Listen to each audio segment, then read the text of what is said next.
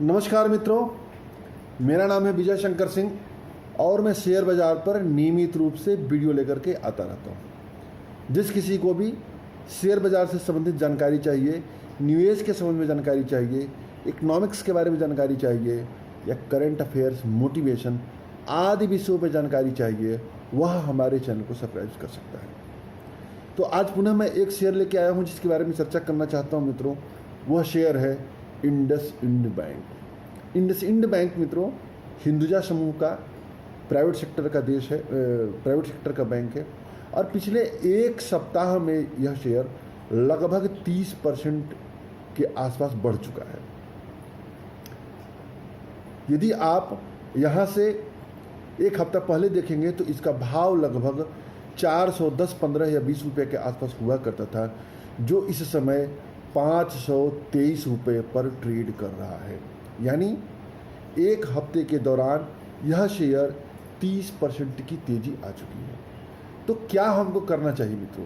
क्या यह तेज़ी सस्टेनेबल है? सबसे बड़ी चीज़ हम ये जानते हैं मित्रों कि तेज़ी का कारण क्या है। इस शेयर में तेज़ी आने का कारण यह है कि जो इंडसइंड बैंक के प्रमोटर है हिंदुजा समूह इस बैंक में अपनी हिस्सेदारी बढ़ाना चाहता है। इसके लिए उसने भारतीय रिजर्व बैंक से अनुमति मांगी है और बाजार को अनुमान है मित्रों कि यह अनुमति हिंदुजा समूह को मिल जाएगी। क्योंकि जब भी किसी बैंक में, किसी कंपनी में या किसी भी बैंक में प्रमोटर की हिस्सेदारी बढ़ती है मित्रों, तो ये माना जाता है कि कंपनी मजबूत होगी और उसके प्रदर्शन में सुधार आता है। अभी मौजूदा हालात में देखेंगे मित्रों तो इंडसइंड बैंक में हिंदुजा समूह की जो हिस्सेदारी है वो 14.68% है, जो अपनी हिस्सेदारी 26% करना चाहता है।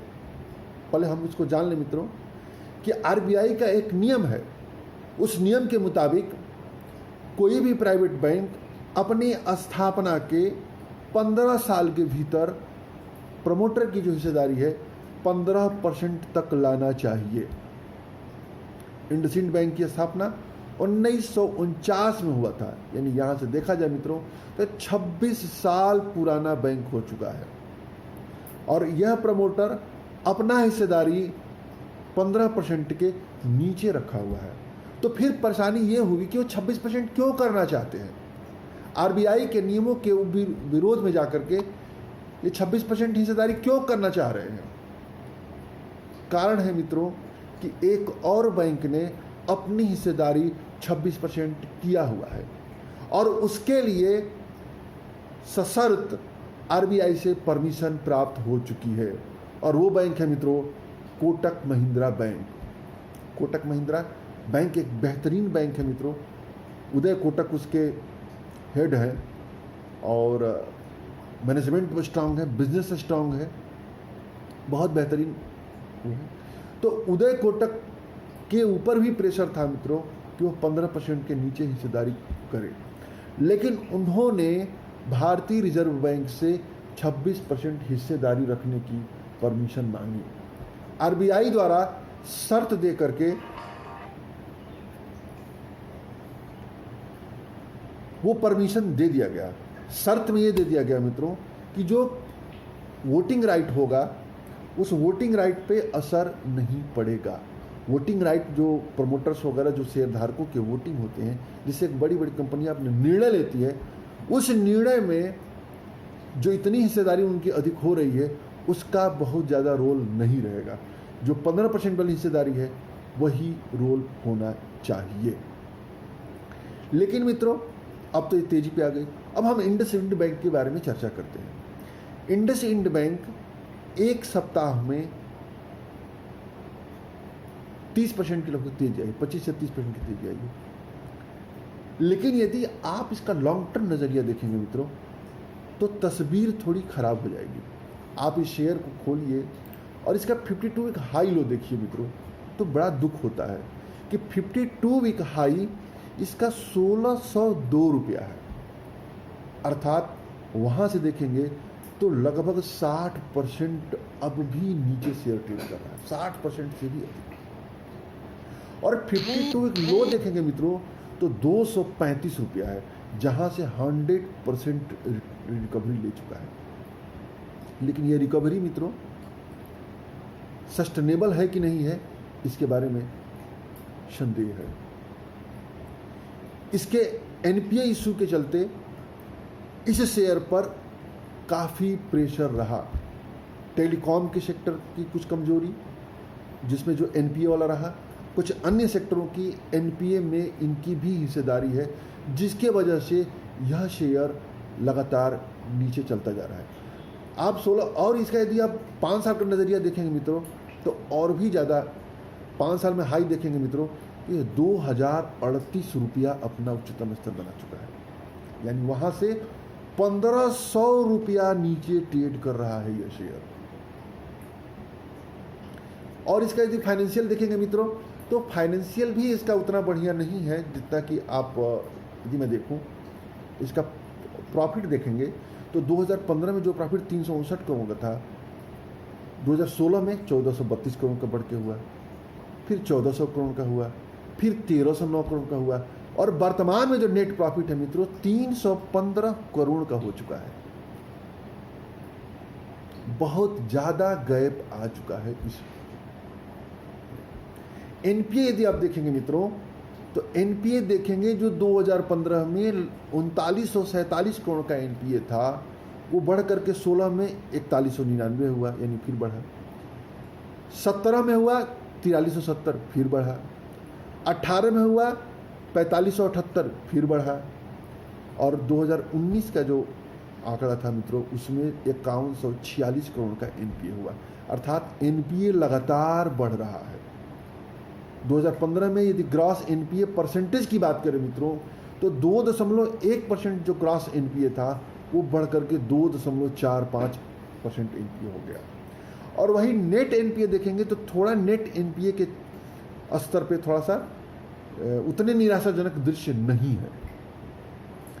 जो नेट एनपीए 2015 में 1.21% था वो 2016 में 1.23% हुआ, यानी बढ़ा।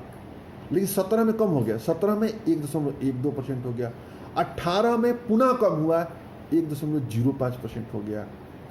और नेट एनपीए जो 2019 का था उसमें इनका एनपीए हो गया 0.91।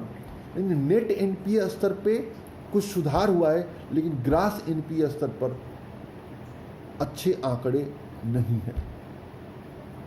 और इसको हम जरा देख लेते हैं मित्रों, इसके मूविंग एवरेज को देख लेते हैं। इसका 200 दिन का मूविंग एवरेज 1075 है, 100 दिन का 742 है, 50 दिन का 414 है, यानी 100 दिन और 200 दिन, इन दोनों दिनों के जो मूविंग एवरेज है उससे यह शेयर नीचे ट्रेड कर रहा है। तो लॉन्ग टर्म आउटलुक अभी बुलिश नहीं हुआ है। शॉर्ट टर्म ट्रेडिंग के लिए सही है। आज मार्केट बिल्कुल भयंकर गिरावट आ रही है मित्रों। फ्राइडे के दिन जो एसजीएक्स निफ्टी है वो लगभग 300 पॉइंट नीचे है, तो मार्केट आज नीचे जाएगी तो ये इंडसइंड बैंक और भी नीचे जा सकता है। मेरा अपना मानना है मित्रों, प्राइवेट बैंकों में इंडसइंड बैंक की तुलना में हमें ज़्यादा निवेश करने के लिए जो उचित अवसर है वो एचडीएफसी बैंक है, कोटक महिंद्रा बैंक है, एक्सिस बैंक है, आईसीआईसी बैंक है। और यदि छोटे बैंकों में चले जाते हैं मित्रों तो सिटी यूनियन बैंक है, डीसीबी बैंक इसमें काफ़ी करेक्ट हुआ है, बहुत बेहतरीन है। क्वार्टरली रिजल्ट थोड़े उसके खराब आए थे, वो बहुत बेहतरीन है।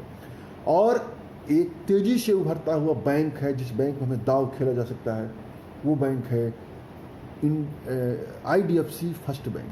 आईडीएफसी फर्स्ट बैंक इस समय मित्रों 26 के आसपास चल रहा है, अभी खरीदने का समय नहीं, अभी नीचे जा सकता है। मॉर्गन स्टैनली इसका भाव जो है 15 के नीचे बता रहा है, तो हो सकता हो कि इंडसइंड बैंक करेक्शन देवे। हालांकि अभी तेजी भी आ चुकी है, 18 रुपये तक ये गया था, 18 से 26 चला गया, काफ़ी बढ़ चुका है। तो अभी रुक करके आईडीएफसी फर्स्ट बैंक लेना चाहिए। आईडीएफसी फर्स्ट बैंक मित्रों भविष्य का बहुत बड़ा मल्टी बैगर स्टॉक्स है। यहाँ से यदि हम शेयर लेते हैं मित्रों, हम उसमें इन्वेस्टमेंट करते हैं मित्रों, कि मान के चलिए कि 10 साल में आईडीएफसी फर्स्ट बैंक 10 गुने से कहीं ज़्यादा रिटर्न देगा शेयर।